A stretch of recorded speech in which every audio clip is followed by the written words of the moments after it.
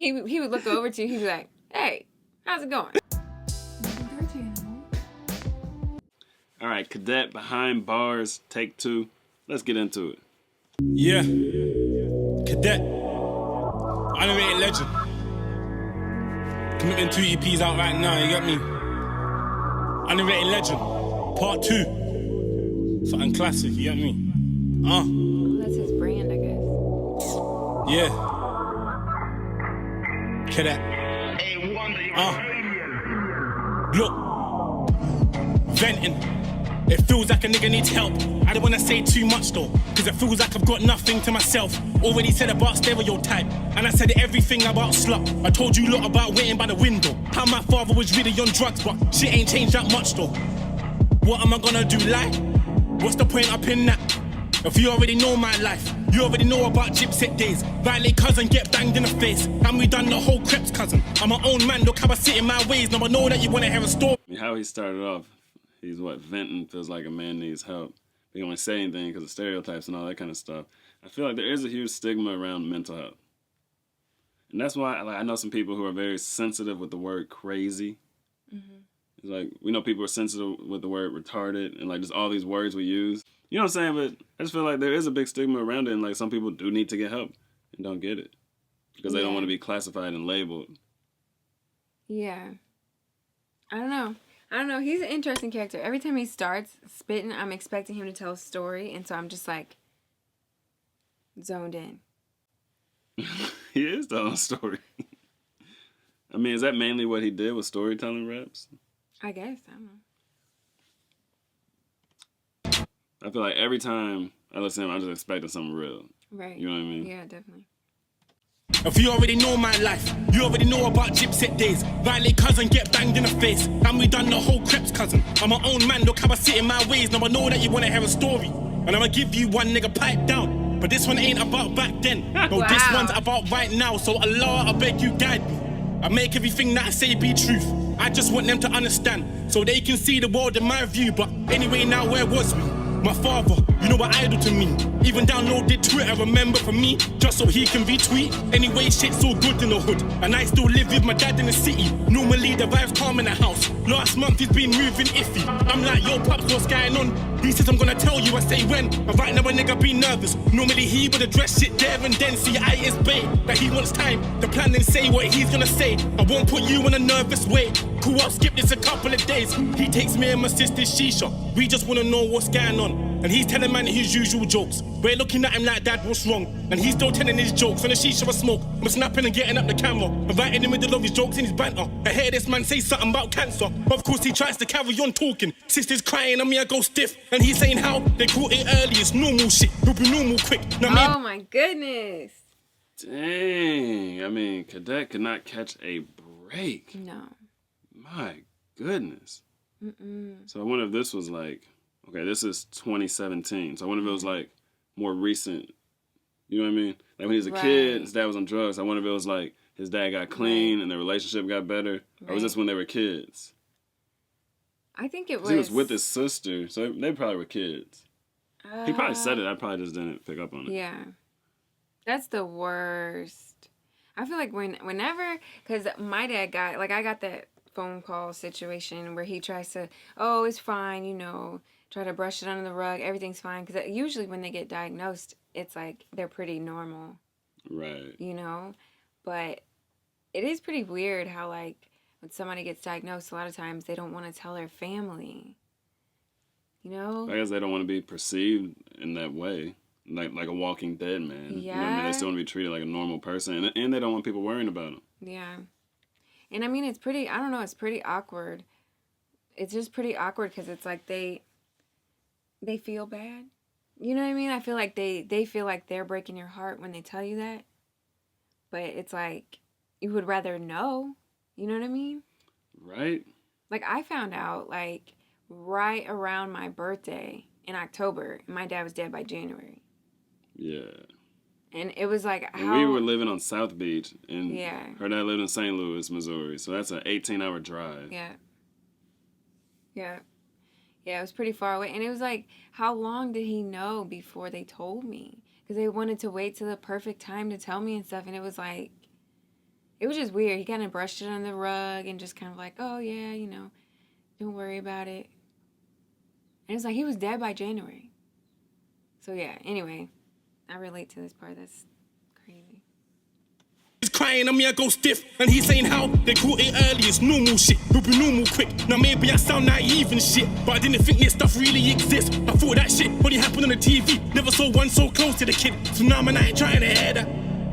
I ain't trying to hear that. No, fuck that, I ain't trying to hear that. Not my dad, I ain't trying to hear that. So now, I gotta see my dad go through. On top of all that shit that my dad's gone through. He just went from a crackhead to a king. Like how much shit can a man go through? And every day after that was stress. Cause every week after that was test. I'm learning shit about keyhole surgery. Spending hours on the NHS. And they get set for the operation. We just gotta get prepared. Staying strong like a father should. But I look in his eyes, I can see that he's scared. Anyway, you're... Yep, that's crazy. This is same deep. for you. Well, because my dad he went from like alcoholic, smoking cigarettes, and then like stopped right when he got diagnosed with cancer. He stopped because he got diagnosed. Yeah. And so it was just like back to back to back. It was like tripping and crying over, you know, him being out late, getting DWIs and that kind of stuff, all the way until, you know, he's taking addicted to pills. Yeah, he's addicted to pills and getting surgeries and medications and, you know what I mean, doing experimental chemotherapy pills and stuff. Ugh. Keyhole surgery, spending hours on the NHS, and they get set for the operation.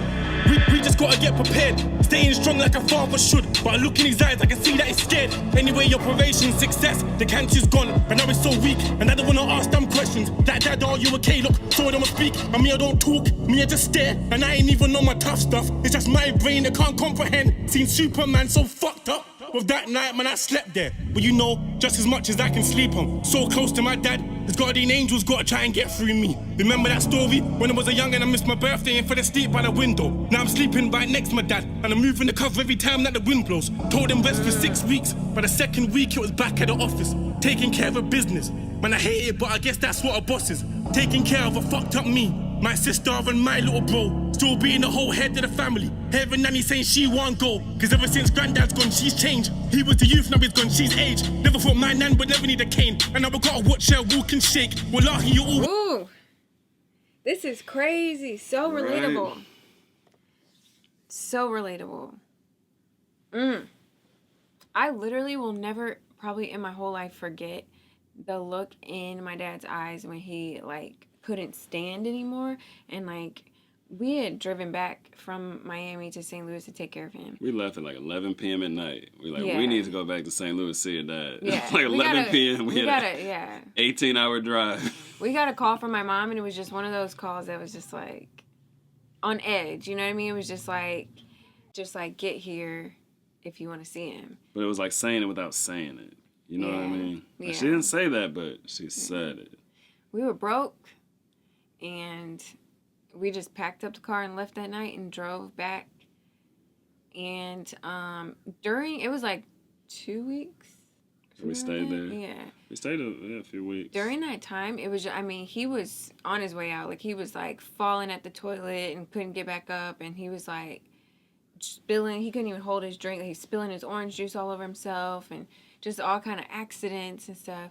And I'll never forget one time, he was so set on he wants to go to the kitchen and get his food for himself and heat it up for himself and take it back to his bedroom. And he came in the kitchen and he like heats up his food and then he's holding his dish and he's standing there shirtless, right? And this is like, you know, your dad, the guy you're used to like, you know, protecting you and stuff. And he's like standing there and then his like veins started like tremoring and he was like freaking out, like he was about to fall, and I had to like take his food and like help him back to the bed. And it's like to go from like, you know, like what he said, superhero, to seeing somebody like that is crazy. This is like crazy. Family, heaven nanny saying she won't go, cause ever since granddad's gone, she's changed. He was the youth, now he's gone, she's aged. Never thought my nan would never need a cane, and now we gotta watch her walk and shake. Wallahi, you always had my back, and when you gave me a reason to. So please, nanny, don't leave me yet. Man, I need you more than God needs you. And I'm trying to get over my selfish ways. I've been putting off seeing you for so long, cause it hurts me when I see you shake. But still you get up and I see you brave. And feelings I ain't got time for, man. Word, I thought you was invincible. See, I hold you and feel death in your hands, but look at you and see life in your eyes. Remember when Crep got his mobile? So happy tears could have poured. And you looked at me and said, So if I ain't around to see you get yours, you see, normally I say fuck awards. They're big, but this one bore's true, cause like, every time I ain't nominated, Nanny, what you say gets more true. See, I need to be a better grandson. I need to be a better son too. I need to handle my stress better and be someone you can run to. My father, you're my idol. I'd be happy if I be half of you. But anyway, I say all of that to turn around and just tell you, Daddy, look, I love you. Look, I'm my daddy's boy and I love you. Cadet. Look, I'm my daddy's boy and I love you. He said Cadet. Yeah, this song is, I mean, I have goosebumps right now. I've been getting goosebumps this whole time. Listen, this is something I don't see a lot of songs about fathers. Mm-hmm. You know what I mean? Mm-hmm. You get a lot of songs about moms, but I don't hear too many songs about fathers. Yeah. I can't think of one off top. I can think of 3 songs about moms on top. You know what I mean? Yeah. But yeah, this is nice to see. Even though it's like a sadder song, it's just nice to see a song about a father. Right, for sure. I'm like amazed that he's able to get it all out and like not miss a line, not miss a beat, not get too emotional, voice doesn't crack. You know what I mean? Because it's almost like you can feel the emotion, but you don't like see him breaking down. Right. All of that to turn around and just tell you, Daddy, look, I love you. Look, I'm my daddy's boy and I love you. Cadet. Look, I'm my daddy's boy and I love you. Cadet. Look, I'm my daddy's boy and I love you. Look, I'm my daddy's boy and I love you. Underrated legend, man. Underrated legend. Commitment EP's out right now, man. I'm in my feelings. You get me? Boom. Commitment to the EP's out right now. Cadet, the underrated legend, man. 7 sets. Fuse, the engineer. Wild. How wild is it that his dad got cancer, he's going through all this with his dad, and then his dad probably ended up outliving him? No, his dad may have died of cancer. Oh, did he? I don't know. He may have. Maybe he didn't. I don't know. Yeah. Yeah, I mean, it's crazy. Like, that's a crazy situation. At least they caught it early, though. So maybe, hopefully he could treat it or something. The crazy thing, when we went back to St. Louis, right? Mm-hmm. I was looking up, like, all these things, like, I don't ever give up, you know what I mean? So I'm looking at all these things, like, how to cure cancer, this, and that, you know what I mean? Alternative paths. So we saw, like, Rick Simpson oil or whatever. I don't know if you guys heard of that, but the Rick Simpson oil, people say it cures cancer or whatever. This is a story. So it's in St. Louis, so I hit up my people, got some stuff, right? I didn't even have that much, maybe like a half or so. I don't remember how much I had bought, but I had bought some weed, and then I had made Rick Simpson oil just from Googling online. And so it condensed like all this weed down to this little bitty black oil. That was super potent. Black. It was super potent. We probably have pictures we could put up of it. I think I have some pictures. But yes, I took this oil and I dosed it out in all these little capsules, and I made it like really strong because he was like really far along. So I'm like, they're like taper up, you know, like that. It's like, nah, I'm just making this strong. I made it super strong. Yo.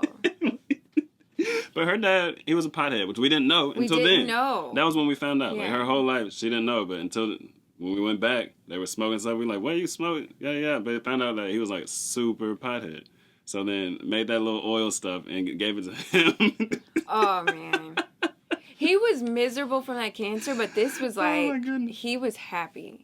It was like probably the best day he had when he had cancer. Right. Like he was talking and eating his food. He was just like telling stories and walking around. He's like, I feel great.